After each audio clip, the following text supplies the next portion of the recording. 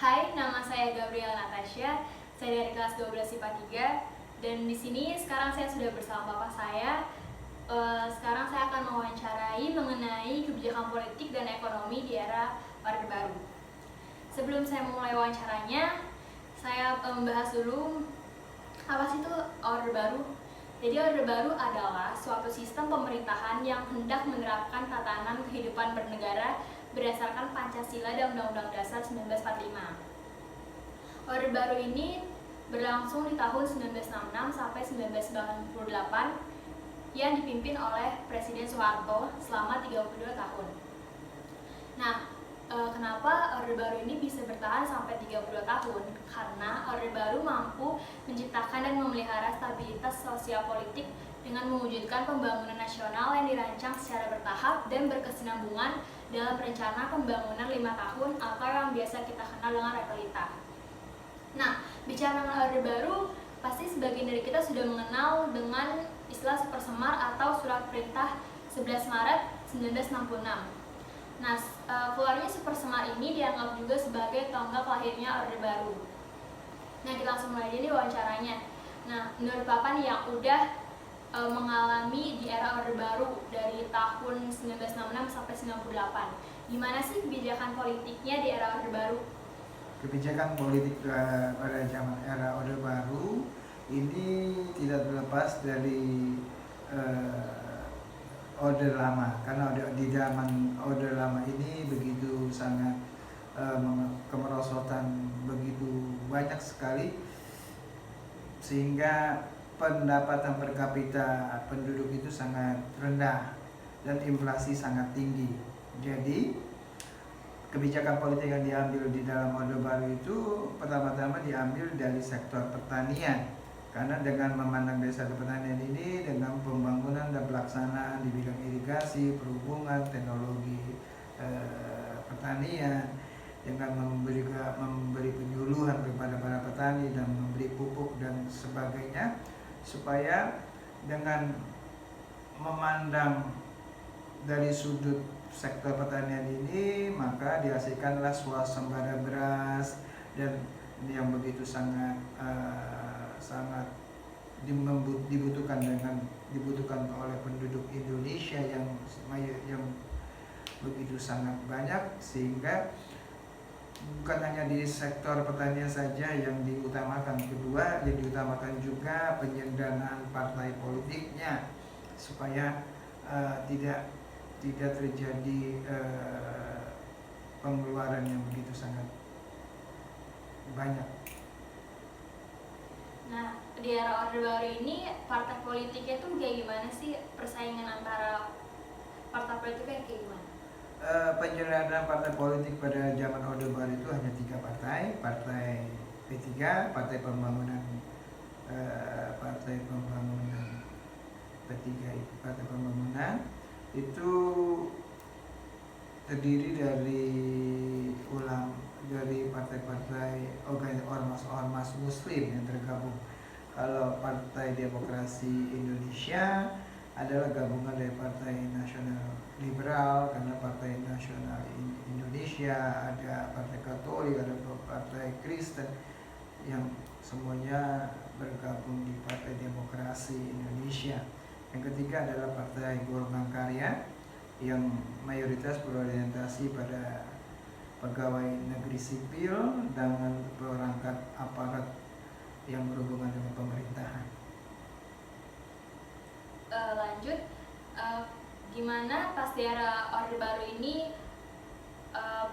pemilihan pemilunya? Berlangsungnya seperti apa? Apakah sama kayak sekarang? Pemilihan pemilu di zaman Orde Baru itu dilaksanakan setiap 5 tahun sekali. Sistemnya luber, langsung, umum, dan bebas dan rahasia.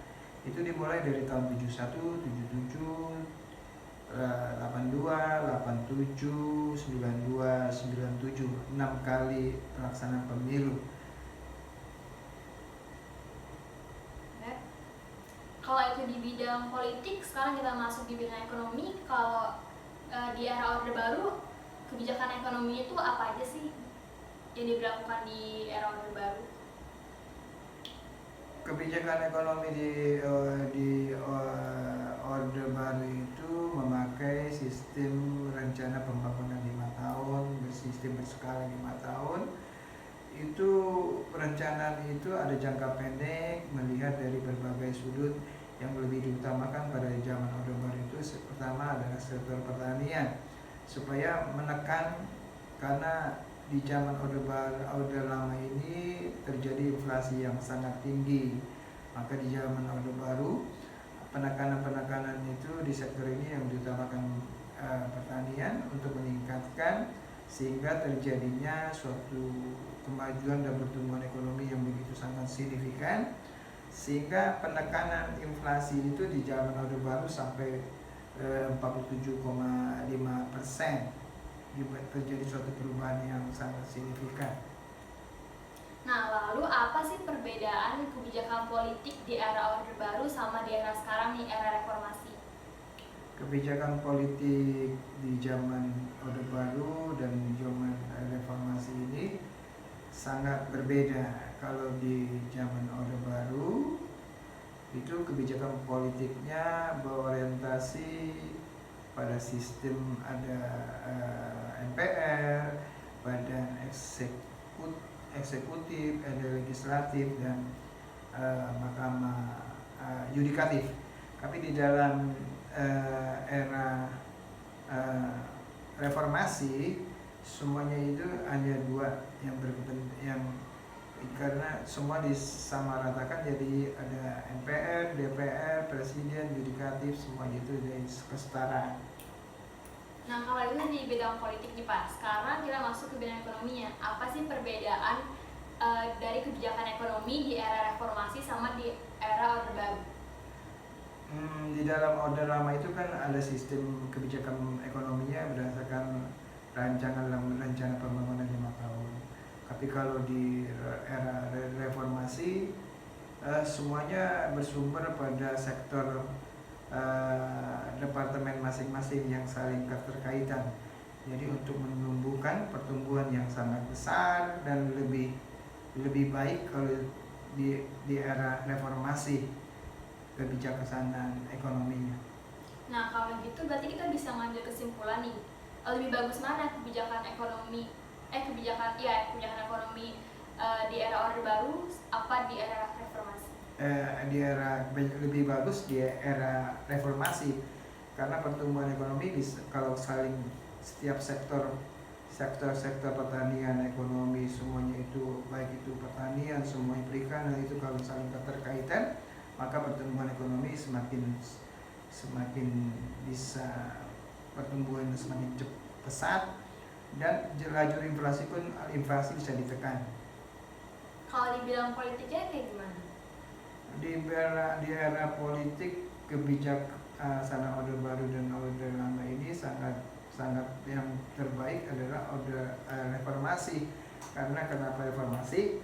Karena kebijakan politiknya setiap orang bisa menerapkan Undang-Undang Dasar GBHN itu, pertama bebas untuk mengeluarkan pendapat, tidak ada intimidasi, tidak ada tekanan, tidak ada sara, semuanya di reformasi ini semua orang bisa menyatakan apa kebebasan dan hak manusia itu dapat berjalan dengan baik. Oke, ternyata seperti itu. Oke, terima kasih Pak sudah menjadi narasumber di video kali ini. Terima kasih yang sudah menonton.